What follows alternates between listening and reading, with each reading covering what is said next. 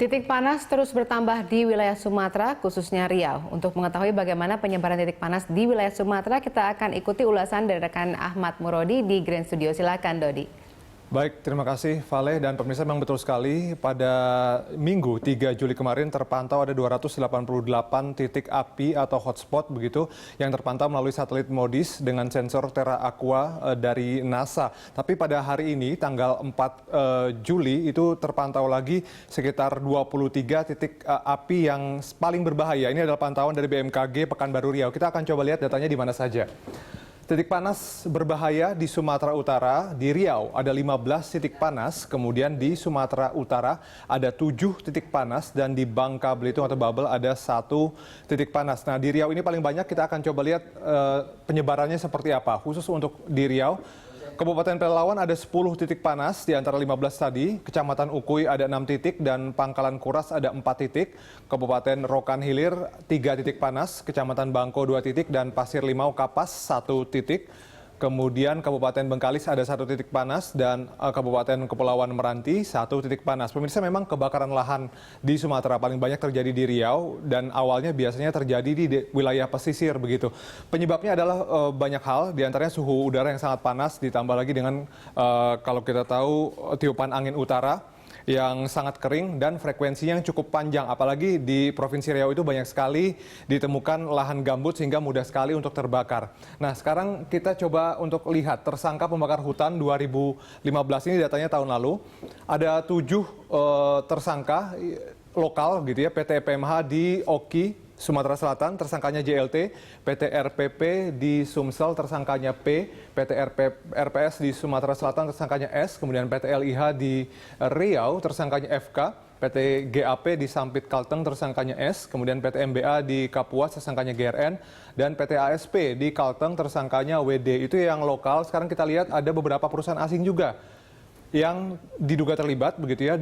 Satu dari Tiongkok bernama PT ASP, kemudian dari Australia ada PT KAL, dari Malaysia ada 2, ada PT IA dan PT MBI, kemudian di Singapura ada 3, PT PAH, PT AP, dan PT H. Nah, 7 ini masih didalami keterlibatannya oleh kepolisian begitu, apakah mereka ini sengaja atau tidak sengaja dalam membakar hutan. Setidaknya memang dalam tahun 2015 kemarin ada 61 berkas perkara pembakaran hutan yang memang telah selesai, dan 1 sudah P21.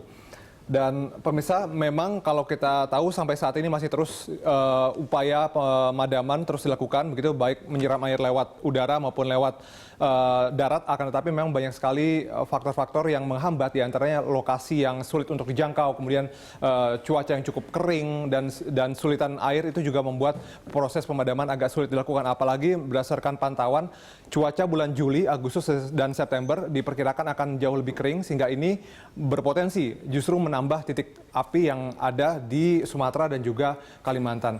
Ya, kembali ke Anda di studio, Valerina Daniel. Baik, terima kasih Dodi atas informasi yang Anda sampaikan.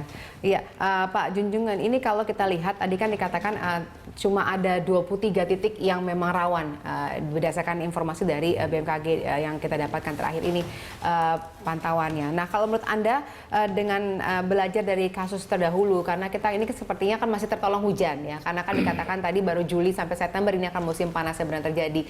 Apa yang perlu diantisipasi? Apakah kemungkinan akan tambah banyak ini titiknya? Ya. Terima kasih. Yang pasti pengalaman tahun lalu itu sangat diupayakan untuk tidak terulang pada tahun 2016. Dan strategi dalam penanganan ataupun antisipasi itu sudah sangat dilakukan. Yang sangat barisan depan itu jelas-jelas sudah fakta di lapangan. Gubernur, bupati, wali kota itu sudah sangat mempersiapkan diri untuk menghadapi itu. Koordinasinya juga jalan, baik dengan kabupaten kota, bupati, wali kota, dan juga dengan instansi vertikal lainnya seperti lembaga TNI, Polri, baik tingkat Kodam, Korem, sampai tingkat Babinsa dan Polsek. Ini sudah sangat terpadu di lapangan, dan juga melibatkan unsur-unsur lain, baik relawan, dunia usaha, dan juga masyarakat sendiri maupun masyarakat tingkat provinsi, kabupaten, kota, sampai tingkat desa. Dan mereka membuat pos masing-masing, dan sosialisasi pun sudah dikasih kencang, baik oleh gubernur, bupati, wali kota, baik lewat media, bahkan ada lewat dari lembaga-lembaga lain, lembaga adat, lembaga gereja atau masjid, ini edarannya sudah dijalankan. Nah, kalau misalnya sudah terpadu, sudah dilaksanakan di lapangan, tapi kenapa masih kita lihat ada titik-titik panas tadi yang bahkan diindikasikan ada unsur kesengajaan di sana?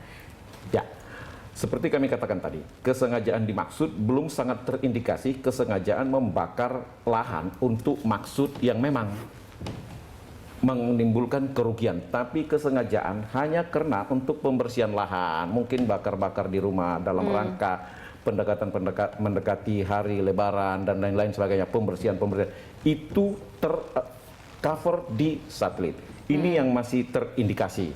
Dan juga operasi darat kita sudah sedang dilakukan untuk hal-hal yang sekecil itu pun, yaitu baik oleh Manggala Agni, relawan TNI, Polri, termasuk patroli udara, waterbombing, bahkan air tractor sudah dioperasikan di secara khusus wilayah Sumatera, yaitu Riau dan Sumatera Selatan.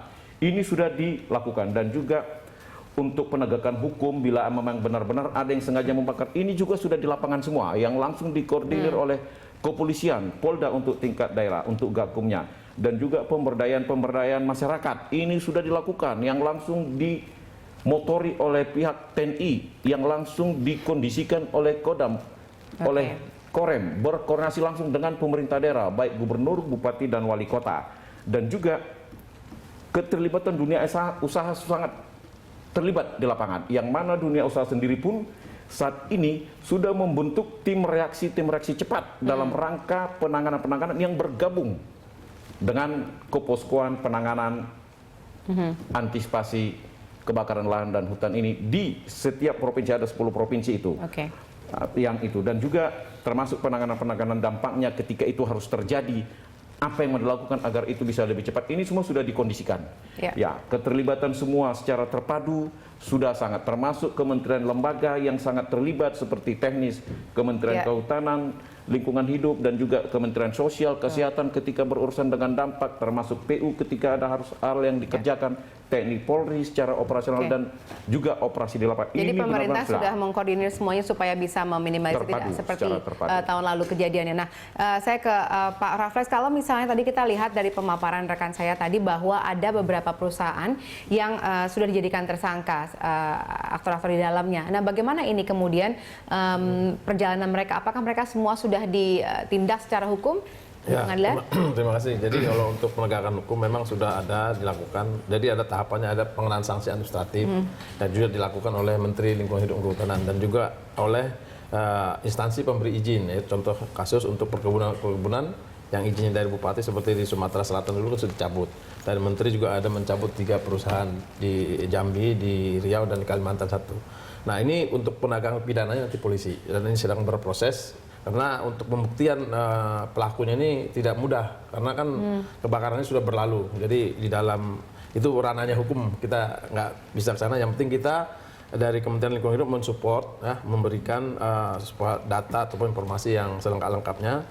Yang perlu tadi barangkali saksi-saksi ahli yang ahli di dalam memberikan mengenai kebakaran belum banyak orang yang ahlinya, dan yang mau bersaksi masih kurang, dan ini juga memerlukan waktu.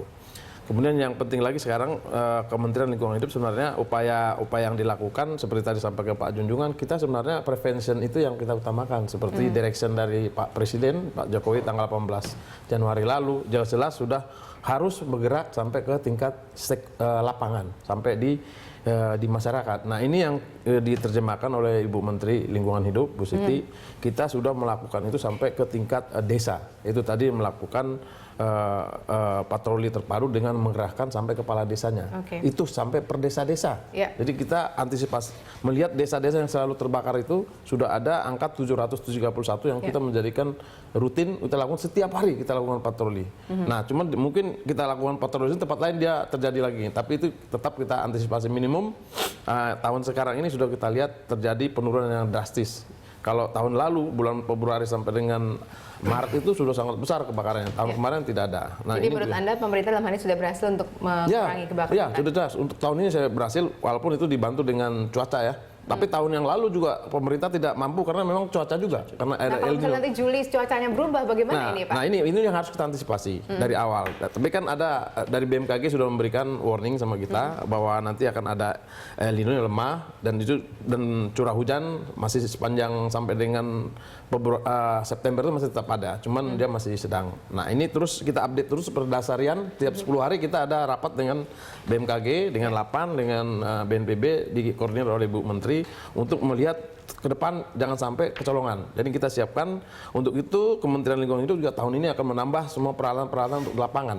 Itu khususnya seperti untuk melakukan patroli. Kita tahun ini mungkin bulan depan akan 1.500 sepeda motor akan kita beli lagi, akan di-drop ke desa-desa untuk patroli, ditambah dengan ada jet shooter sampai 4.000 unit akan diberikan nanti ke MPA. Jadi di ujung-ujung tombaknya yang diberikan. Karena masyarakat juga sudah mulai sadar sebenarnya. Cuma mereka begitu kita ketemu, wah kami gimana cara memadamkannya katanya. Nah kita lakukan capacity building ya, training sama masyarakat, diberikan pengetahuan bahaya dari kebakaran ini. Karena masyarakat beberapa yang kita temukan yang melakukan pembakaran kita cek mereka nggak sadar kalau itu sebenarnya berbahaya karena begitu ada angin kencang, ada cuaca menyebar nggak terkontrol, apalagi kalau digambut. Nah ini yang kita lakukan supaya terjadi perubahan perilaku dari masyarakat kita.